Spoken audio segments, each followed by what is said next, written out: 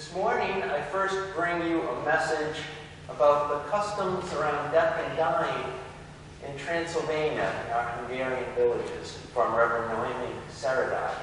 She writes, "First of all, this is something hard to talk about when it becomes personal. In our tradition, and by this I refer to the Transylvanian Hungarian community in general, death generally takes place at home, not in a hospital. Especially for those who are old or very sick, because even if they are in the hospital, it is preferable for people to die at home, surrounded by family members. The legal paperwork and formalities are also much simpler. At a sudden death, however, things are different. For 2 years now, our village, like many others, has a mortuary house where the coffin is set up, and in the evening before the funeral, there is a vigil. The funeral is always 3 days after a death. And the 1 or 2 nights before the vigil, the minister goes and says a prayer. During the 3 days, the church bells are rung 3 times each day in memory of the person who has died. In our village, both churches ring the bell when a person dies. Bells also ring before the funeral ceremony, and then while the coffin is being taken to the burial site. There are 3 funeral flags which are carried in front of the procession which takes a coffin to the cemetery. Before the funeral home was built, all funerals were in a home. The coffin was set up in the first, or clean room, of a house. At the funeral service, only the minister speaks. Sometimes other people speak at the cemetery after the burial. One of the biggest non-religious celebrations is on the 1st of November, when all people are going to travel or just visit grave sites of loved ones. This is done in many places, and many times it is a family reunion as well. Everyone lights candles at the graves and puts flowers, lots and lots of flowers. In Czechoslovakia, we hold a little ceremony in the center of the village in the afternoon, and at the memorial for the victims of the First World War. By then, everyone comes back from the cemeteries, and we gather at the memorial. This is always an ecumenical service with prayer and singing, which is officiated in turn by me and the Reformed minister. In this way, the ministers also get every other year off, so we can also have that to visit with our families and go to their gravestones. This Memorial Day is very beautiful, with a lot of flowers, candles in the dark, and lots of memories, and a good time to talk with children about the death of a relative they love.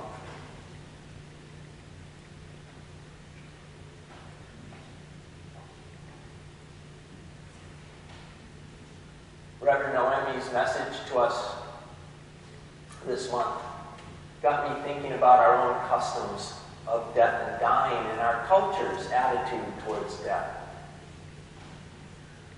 Ministry is a profession where you deal with death on a regular basis, if not all the time. If not being present for a death, you're frequently there in the immediate aftermath for the shock, the grief, the loss. By far, the most difficult event in my ministry so far has been death.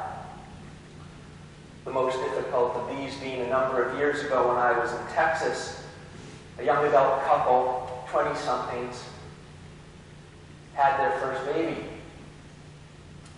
The baby was born while I was en route in the air flying back to Massachusetts to attend my brother's wedding. I got the news and messages when I landed. Less than 24 hours later, just as the reception was about to begin, I got a phone call. The baby had died. 22 hours old. And the way you're hearing this right now and how you're feeling hearing it, yeah, that's where I was. What do you do? What do you say? Especially to a woman who had already had miscarriages. Sometimes there are no words, and all we can do is be present.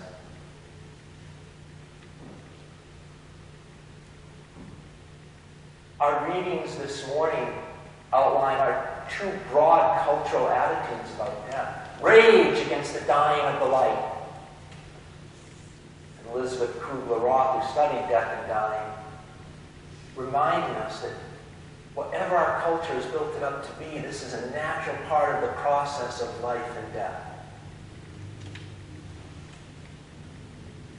I began my ministerial education on dealing with death and dying actually as a hospice chaplain,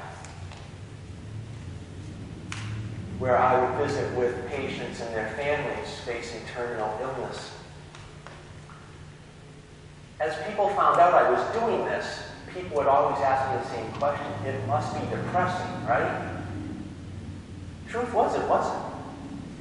I thought it was going to be depressing too when I started. I had no idea. What I found was, however, that in most cases, what I was witness to was the love each family and each person seems to find when there's no time left for anything else.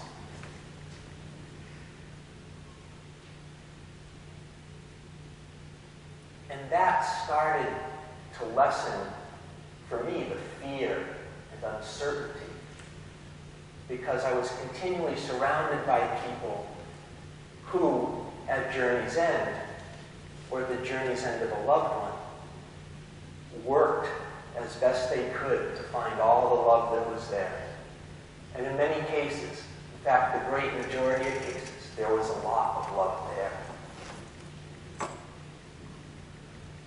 I wonder if one of the reasons our culture sometimes has such a hard time with death is that we're not very good with lots of negative things in our culture. We don't do well with grief. We're supposed to hide it. All our deep sadnesses are personal. And that's a big change in human culture, because for much of human culture, those kinds of deep losses and griefs were very public. In the Old Testament, we read of commandments to rip your garments and wail.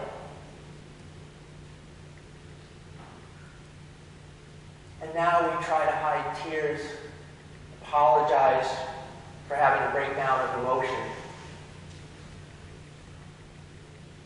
Because God forbid our showing that kind of emotion might make anyone else uncomfortable.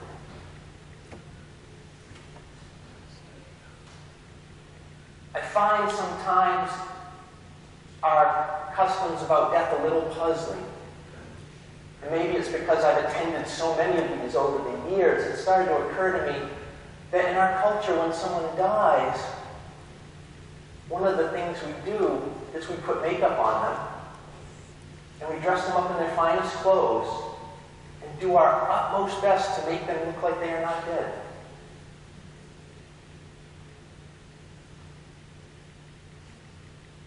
And this has not been a cultural norm for humanity for most of our run.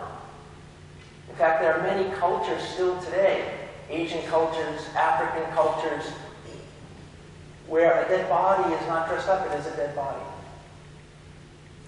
And the grief is public. There is wailing and ululating and public displays of sobbing and mourning that are loud. Our culture would find them incredibly boisterous in a sad way. Perhaps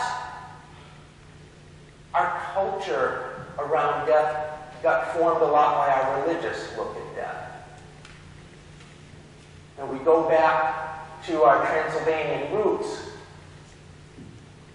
And when Unitarianism rose up in Transylvania for the first powerful time, it was a decree to let people believe as they would like. To start bringing in the Renaissance gift of reason and human concern. And compared to death being framed as a binary either or, dark or light, eternal punishment of hell and damnation, or maybe for a very select few, eternal bliss. No wonder we created such a fear of death. Because when we do that, we need to rage against the dying of the light. Because that binary choice or process or judgment is not framed as a natural part of a cycle of life.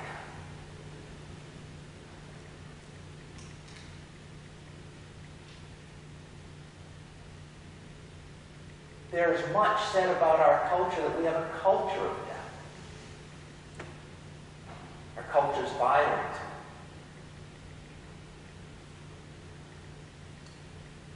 We value strength and power.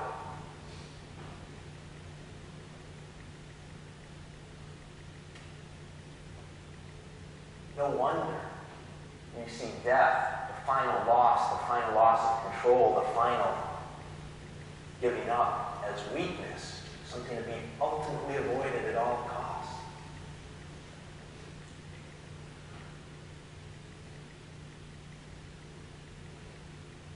The Buddhists teach us, perhaps, to take Elisabeth Kubler-Ross's perspective, we need to remind ourselves of our cycle and the things we really don't have control over. The Buddha's 5 remembrances say, I am of the nature to grow old. There is nothing I can do to avoid growing old. I am of the nature to have ill health. There is no way I can escape having ill health. I am of the nature to die. There is no way to escape death.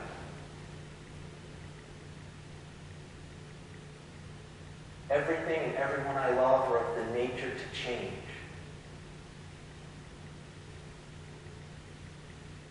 My actions are my only true possessions. They are the ground on which I stand. Seems stark. And there are monasteries where this is recited every morning. But it's also an acceptance of the normalizing of the human condition of which we're all a part.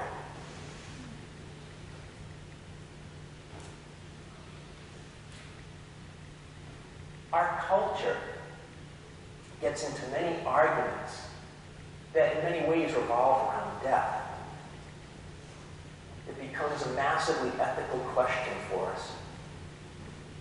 Abortion, capital punishment, war, and as we're reminded so much of last week or so, rape, sexual assault, objectification. Our ethical thinking around death sometimes gets separated into all these little categories in which we deal with death.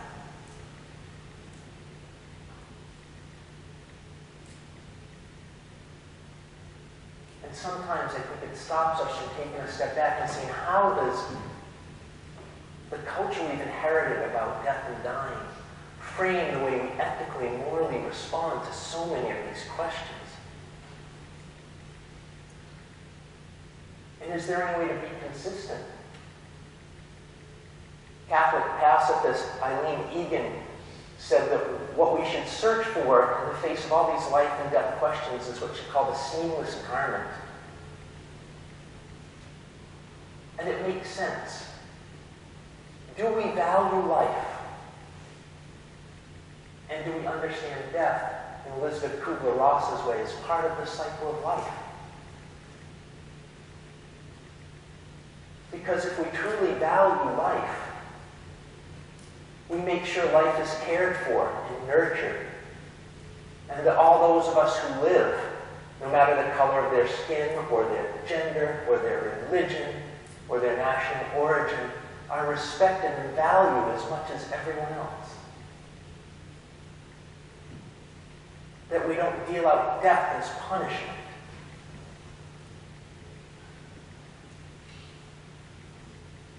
One of the big issues our culture now faces is death with dignity. How can people who are very terminally ill and in pain choose to die? And do they have the right to do so? The state of Oregon says yes. And legislation is similarly pending in 24 state legislatures. The Oregon law was framed by Unitarian Universalists.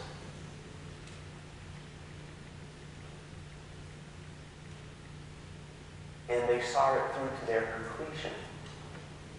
So that now in Oregon, get a prescription to end your life if you're terminally ill with 6 months left to live?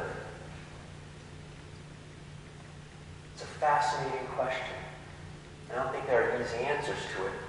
Unitarian Universalists got into this debate on euthanasia before.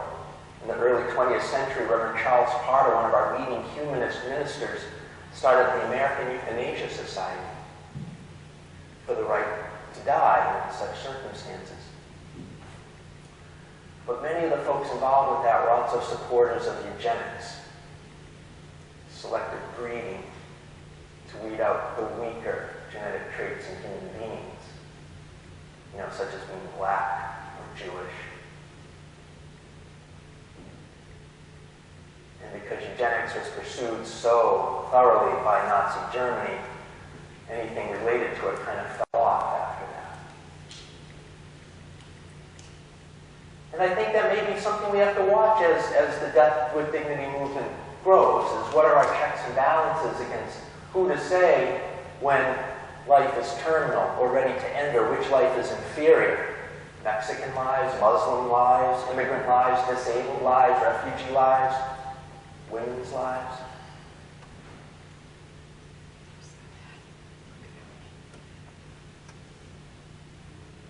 Our culture of death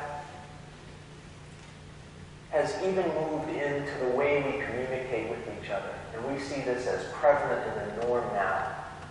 That if we have disagreements with each other, we communicate to the other side that you are not only wrong, but you are evil.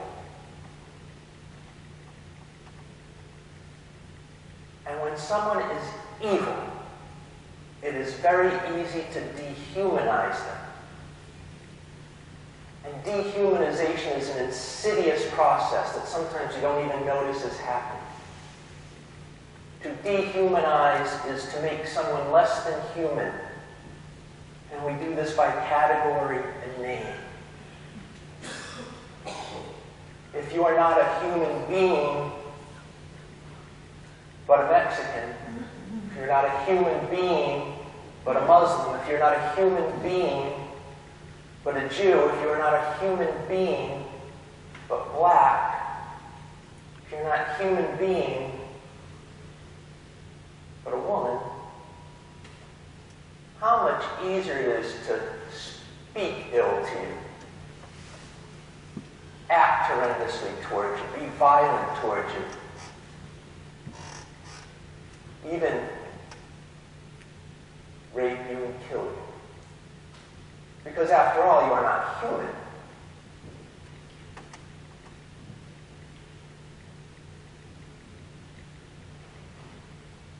In many ways, our culture holds up death as a model. And perhaps it's just because we're so scared of it, and we've forgotten to make it a natural part of a cycle of life. But maybe the greatest tool we have in our toolkit to reshape our attitude and culture around death is to do something very simple and very powerful: to live our lives well, which I think we all underestimate as an incredibly powerful tool for supporting life. Mary Oliver writes in her poem, When Death Comes, "When it's over, I want to say all my life I was a bride married to amazing. I was the bridegroom taking the world into my arms. When it's over, I don't want to wonder if I have made of my life something particular and real. I don't want to find myself sighing and frightened or full of argument. I don't want to end up simply having visited this world."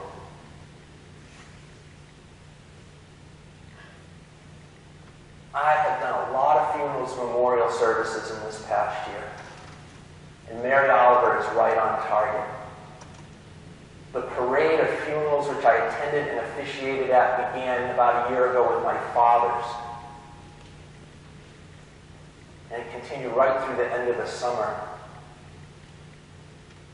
And all of these funerals and memorial services, from those of people of great worldly achievement to no worldly achievement whatsoever, all these services told tales of people who did much more than just visit this world. Through all these services, I was especially struck by the remembering of lives well lived. How these lives were varied and multifaceted, all of them. And how the remembrances at these services were not of work done and degrees awarded and recognitions of achievement, but of places visited, homes inhabited, hobbies enjoyed, conversations, kindnesses, personal quirks, and expressions of love. And ultimately, that's the only thing that defeats and outlasts death. It's the only weapon to combat the dehumanizing, death-dealing parts of our culture and death itself. My friend Mel King, well-known African-American civil rights activist in Boston, fondly used to say all the time, love is the question and the answer. Love? Love. Stronger than